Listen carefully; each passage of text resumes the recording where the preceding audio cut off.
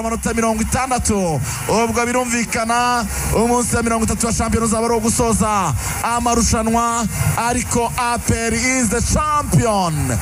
APR Football Club, bravo, congratulations, bravo kwa kunzi ikipe ya APR Football Club begukanye igikombe cya gatandatu kikurikiranya, nibo champion 2024 2025 Rugangura ndetse na Arigan niba hari abafana mubona wafi baza kwishimira intsinzi yabo, baza kwishimira igikombe cyabo naba umwanya nuko dusoje hano kuri Kigali Pere, nuko Rayon Sport itakaje igikombe igitaye nzira.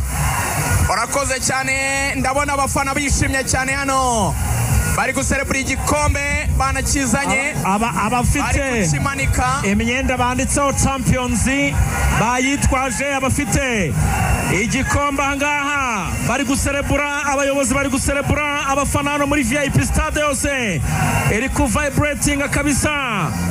APR yegukana igikombe rero amanota 68, hanyuma ikipe ya Sport n'amanota 60, no kuvuga ngo ikinyuranyo n'amanota 4 kandi hasigaye match imwe y'amanota 3, nico bivuze niyo mpamvu ikipe ya APR yegukana igikombe rigana. Nibyo ubwo rero navuga ni felicitation, congratulations kwa fana b'ikipe ya APR FC. Twaso kabisa akabaruko bimeze ikipe ya Muhazi United kabisa bavuga bati nta kundi. Mukanya twaza tuganira na boss w'Ikijumba avuga ati amafaranga nari nabemereye ya prime nta kundi. Ikijumba ubwo we yishimiye ko acuruje kuri stade, nibo batera nkunga bakuru w'ikipe ya Muhazi, gusa aranyandikira arambwira ati tuzana bashyigikira kuri match ya nyuma bazajya gukina n'ikipe y'Amagaju ihuye. Muhazi izaba ikeneye gutsinda, niyo yatsinda 1-0 izaguma mu cyiciro cya mbere hamanuka Amagaju kubera goal difference.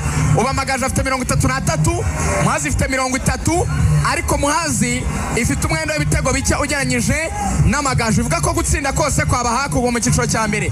Ubwo boss w'Ikijumba rero ari nabo batera nkunga bakuru b'ikipe ya Muhazi, nabonye n'abafana benshi ba APR babyishimiye, bahanyuze n'abantu b'abafatanyabikorwa bacu Radio Rwanda, bahanyuze rwose hariya za Rwamagana yibonye ko bagiye bafata icyo kurya n'icyo kunywa, barimo baravuga ati turahanyura n'ubundi twishime turye tunywe twishimira igikombe.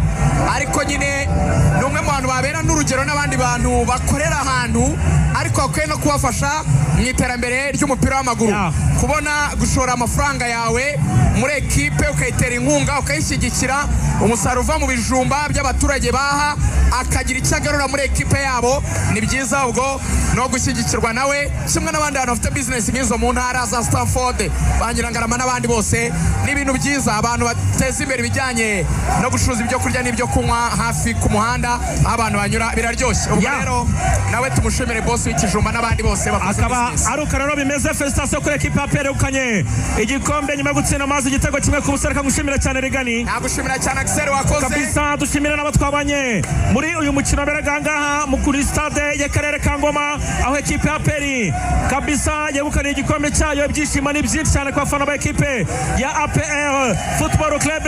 Ubwo reka dusoreza ngaha, dushimira mwese twabanye, hanyuma reka tureke gahunda za Radio Rwanda zikomeze nkuko za ateguwe. Mukomeza kugira weekend nziza, bye bye.